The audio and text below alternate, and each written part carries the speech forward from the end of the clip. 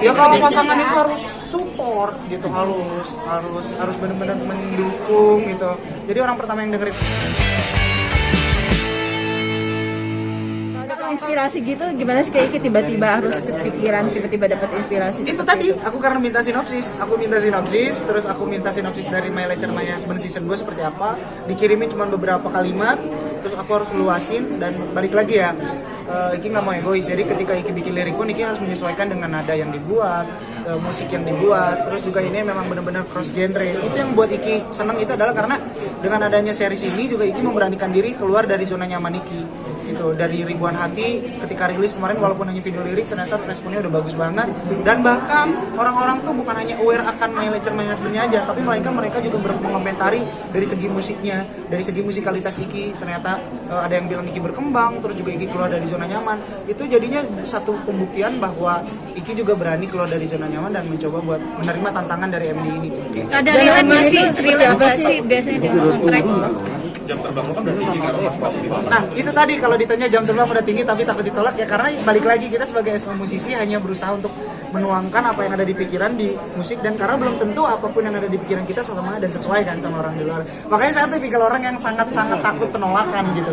Jadi ketika bikin lagu ini pun Iki coba bikin 2 lagu, terus Iki bilang ke Pak Iman, terus Iki bilang kayak, Pak saya ada 2, satunya iseng-iseng berhadiah kata aku.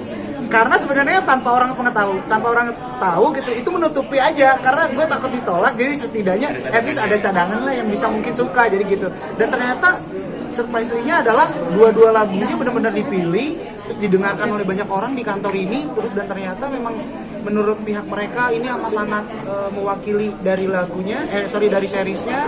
Makanya ya ketika dari pihak mereka oke, kita benar-benar sungguh-sungguh untuk memperbaiki dari musiknya, instrumennya, terus juga nuansa suasana harus seperti apa, dan harus dapat banget, dan yang terpenting harus film banget gitu. Mungkin nggak sih karena pendalaman lu gampang banget dengan soundtrack ini karena relate mungkin kisahnya Relate sekali dengan sinopsis. Relate dengan kehidupan relate lu. banget dengan sinopsis yang dikirim dari My Lecture My Husband kan season 2 nih.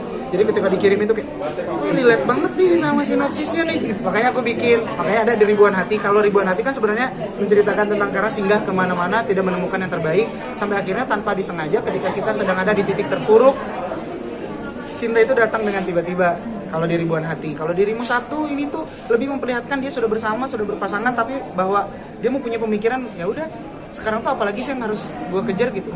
Rezeki udah ada, pekerjaan udah ada, apapun gue ngerasa digampangkan oleh yang di atas gitu.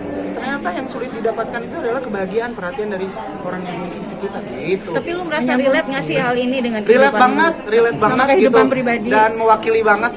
Aku harap sih semoga ini juga ya My Lecture My Husband juga bisa relate sama orang-orang di luar sana ya, bisa benar-benar merasa terwakilkan, apalagi bukan hanya terwakilkan dari seriesnya, dari ceritanya, tapi semoga dengan adanya lagu Dirimu Satu dan Ribuan Hati juga merasa terwakilkan gitu, dan merasa mewakili perasaan orang-orang di luar sana. Tapi Mal ini sudah dengar lagu ini? Sudah dong, karena kan Mal ini harus tahu orang pertama yang ketika aku bikin lagu. Apa komentarnya? Terima kasih. Kemarin ngasih Semuanya terima kasih. Gimana responnya? Ya kalau pasangan itu harus support gitu, harus benar-benar mendukung gitu. Jadi orang pertama yang dengerin lagu-lagu ini juga dia. Apa respon kali ini gimana? Kalau yang pasti kita cuma sharing-sharing, paling dia juga kadang memberikan masukan dalam segi cerita. Saya coba deh sudut pandangnya seperti ini, sudut pandang ini. Ini kan kalian mau? Mantap.